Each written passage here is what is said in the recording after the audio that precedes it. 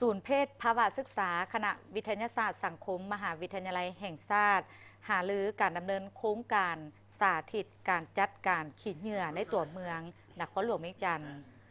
โครงการสาธิตการจัดการขี้เหงื่อในตัวเมืองนครหลวงเวียงจันทน์จะตั้งปฏิบัติโดยศูนย์เพศภาวะศึกษาคณะวิทยาศาสตร์สังคมมหาวิทยาลัยแห่งชาติให้ความสำคัญกับการมีส่วนร่วมของชุมชนและการพัฒนานโยบายมีเป้าหมายในการปรับปรุงระบบการจัดเก็บขี้เหงื่อและการคัดแยกขี้เหงื่อเพื่อเพิ่มอัตราการรีไซเคิลและลดปริมาณขี้เหงื่อโดยการสร้างความเข้มแข็งให้แก่พนักงานที่เกี่ยวข้องการปลูกจิตสำนึกในชุมชนและการส่งเสริมการลงทุนในการจัดการขี้เหงื่อของภาคเอกชน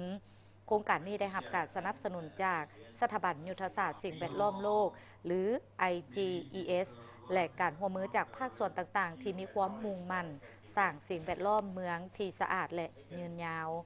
ในวันที่24 มีนาได้จัดให้มีกองประชุมปรึกษาหารือและเปิดโครงการดังกล่าวโดยการเป็นประธานของห้องศาสตราจารย์ปริญญาเอกอุลลาศรีบรรเพ็งห้องอธิการบดีมหาวิทยาลัยแห่งชาติกองประชุมครั้งนี้ได้เป็นเวทีให้ผู้เข้าร่วมทางภาครัฐองค์การจัดตั้งสากล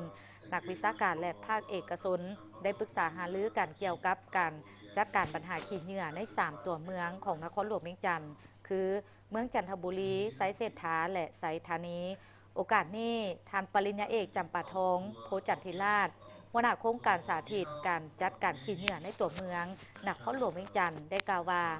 โครงการนี้จะซอยแก้ไขปัญหาการจัดการขี้เหงื่อโดยส่งเสริมบทบาทของแม่หญิงในระดับครัวเรือนและสนับสนุนการมีส่วนร่วมของใบหนุ่มในมหาวิทยาลัยแห่งชาติและชุมชนสวยลดพรการจูดขี้เหงื่อกลางแจ้งผ่านการปรับปรุงบริการจัดเก็บขี้เหงื่อ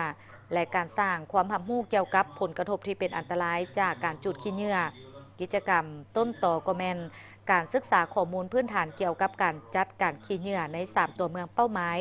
การฝึกอบรมการพัฒนายุทธศาสตร์การจัดเก็บขี้เหงื่อแบบคัดแยกจากต้นทางสู่สนามขี้เหงื่อ